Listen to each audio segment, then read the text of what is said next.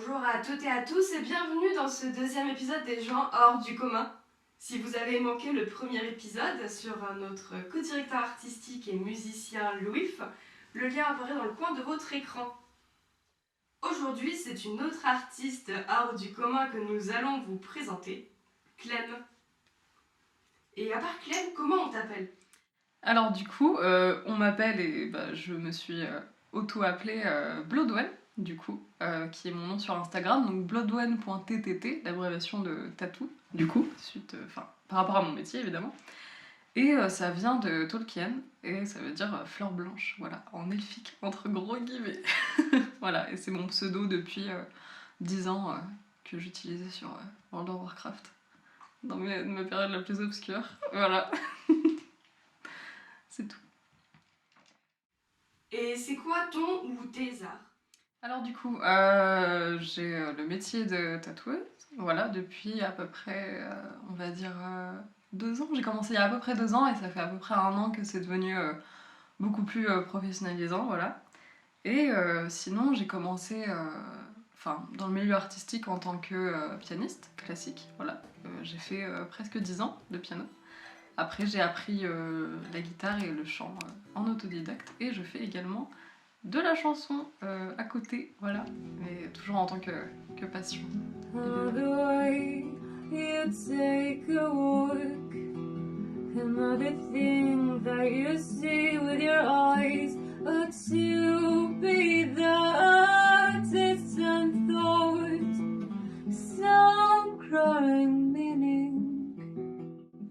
Et tu as quel âge ? Alors, j'ai 22 ans et j'aurai bientôt 23 dans un peu plus d'un mois. Et à 22 ans, t'en es où dans la vie ? Alors, du coup, un peu compliqué comme question. J'en suis au stade où j'essaye, on va dire, de vivre de mon art et de faire ce qui me plaît. Et je suis encore au stade où je dois réfléchir à ce qui est bien pour moi, ce qui est pas bien. Et j'essaie de m'affirmer dans ce monde artistique, dans le monde du tatouage surtout. Voilà. Tu voulais faire quoi quand t'étais petite ? Alors, je suis passée par beaucoup de choses. Ça a toujours été des choses artistiques, mine de rien. Donc, j'ai commencé en me disant ouais, je vais être photographe. Voilà, du coup, non. Parce que c'est un métier qui est quand même très dur. Parmi les milieux artistiques, les métiers artistiques, c'est ce qui est vraiment un des plus compliqués, je pense. Après, je me suis dit que je voulais être chanteuse. Voilà, toujours aussi mignon. Et puis après.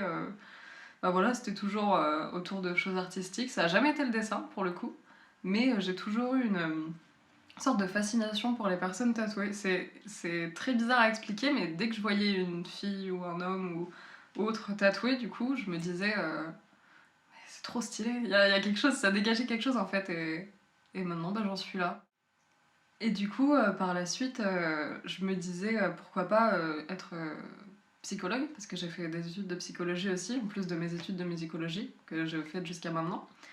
Et peut-être que ça n'a pas forcément de sens avec la question de base, mais c'est, on va dire, une extension, voilà, qui peut être intéressante, je pense. Et c'est vrai que maintenant, je remarque que le tatouage, ça relie quand même vachement ce que j'aimais en fait. Il y a le côté artistique, il y a le côté social dans la psychologie, et il y a aussi le côté photo, parce que mine de rien, j'essaye toujours de faire des belles photos pour mon compte Instagram, voilà, pour mon feed, comme on dit. Et c'est vrai que, voilà, c'est marrant quand même que tout ça soit relié, parce que ça reste quand même quelque chose de thérapeutique, le tatouage, que ce soit pour moi aussi pour quelqu'un d'autre. Et c'est vrai que c'est un métier qui me permet aussi de me concentrer sur quelque chose, parce que c'est un truc qui a toujours été un peu compliqué. Voilà.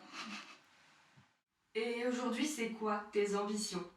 Alors, mes ambitions, je commence toutes mes réponses par alors, c'est super. Donc, mes ambitions, ça serait de travailler sur mon organisation en général dans le métier de tatoueuse, parce que, voilà, on en parlait cet après-midi.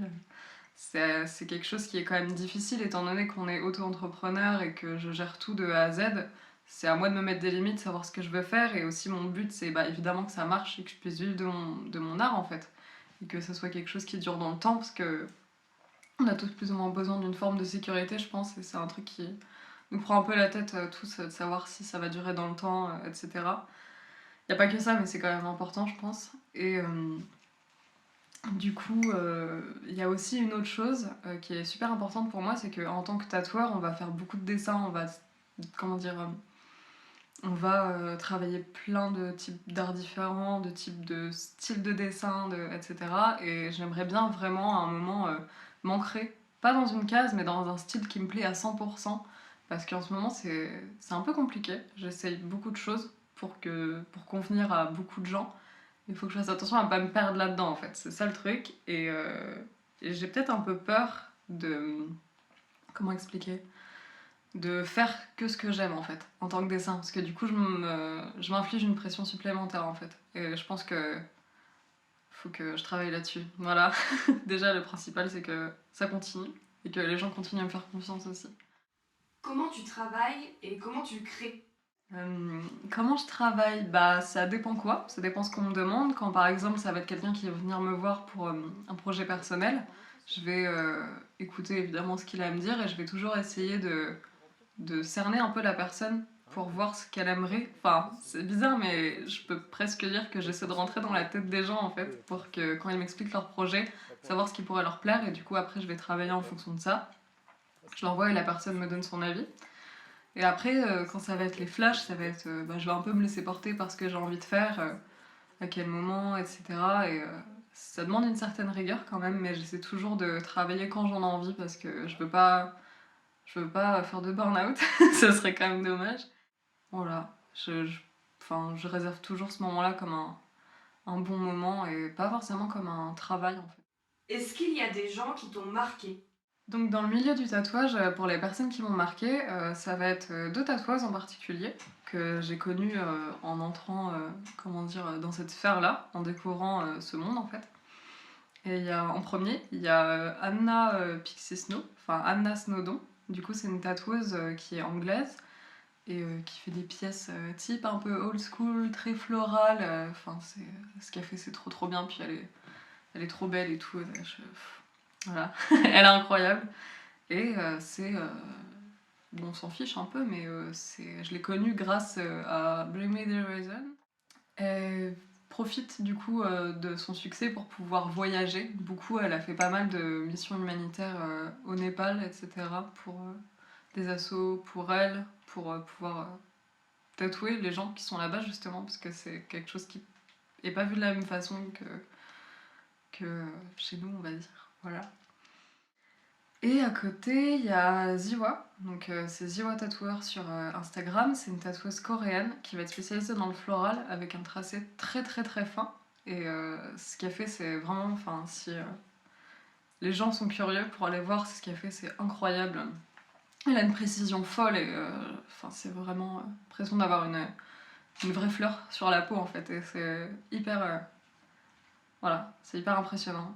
Donc, enfin, c'est les deux premières personnes auxquelles je pense quand on me parle tatouage parce que vraiment, ça m'a toujours fasciné un peu. As-tu un rituel? Un rituel. Dans le tatouage, en l'occurrence, c'est pas forcément un rituel, mais je fais toujours. Bah, en soi, on peut appeler ça un rituel clairement, parce que je fais toujours plus ou moins la même chose avant d'accueillir quelqu'un dans mon lieu de travail. Donc, je vais me vider la tête déjà, parce qu'on entre quand même dans un mood, si je peux dire, assez spécifique. En fait, on va se dire, on va quand même ancrer une personne pour toute la vie, et puis ça va être quand même une expérience particulière. On va discuter de plein de choses avec la personne, du coup, il faut vraiment un peu se vider la tête. Donc ce que je fais, c'est que je prépare mon matériel, voilà, pour prendre de l'avance. Après, je vais me poser à mon bureau, puis je vais mettre ma musique, et voilà. Après, je vais attendre patiemment que la personne sonne, et voilà, après, il y a ce type de rituel-là, et aussi, on en parlait tout à l'heure, au niveau de la cartomancie. Voilà, c'est quelque chose que je fais, les oracles, tout ça, les tarots. Pas tout le temps, mais certains matins, je vais, ou alors avant une séance, je vais juste tirer une seule carte qui va pouvoir m'aider, enfin me donner un mood de la journée un peu, voilà. Est-ce que par hasard t'as quelque chose à rajouter, un détail? Ce que je pourrais dire en plus, ça serait plutôt de m'adresser aux gens qui auraient un peu peur de s'embarquer dans l'auto-entrepreneuriat, on va dire, ou alors dans le métier de tatoueur ou un métier artistique, enfin, quel qu'il soit, du coup. Je pense que, bah, Quand je pense à mon expérience, je me dis que je suis un peu une arnaqueuse, mais c'est parce que c'est quelque chose que j'ai appris, on va dire, sur un malentendu, parce que c'était pendant le premier confinement et bon, c'était pas facile pour tout le monde, clairement. Et ben, je m'ennuyais et je me suis dit pourquoi pas essayer du coup au NPOC, parce que j'ai commencé comme ça, j'ai fait 1 an de NPOC et ça fait à peu près un peu plus d'1 an que je tatoue à la machine. Et je me suis dit, bah je vais essayer, parce que c'est un truc qui m'attire et voilà. Et au final, de plus en plus, enfin avec le temps, j'ai eu de plus en plus de demandes et c'est devenu beaucoup plus professionnalisant en fait. Et du coup, c'est vrai que j'ai tout appris petit à petit en fait. Et je me dis, si j'avais dû tout apprendre d'un coup, ça aurait été différent. Je pense que ça m'aurait carrément plus découragée. Et là, je pense que je suis vraiment sur la dernière ligne droite pour être vraiment comme il faut de A à Z. Et j'ai hâte.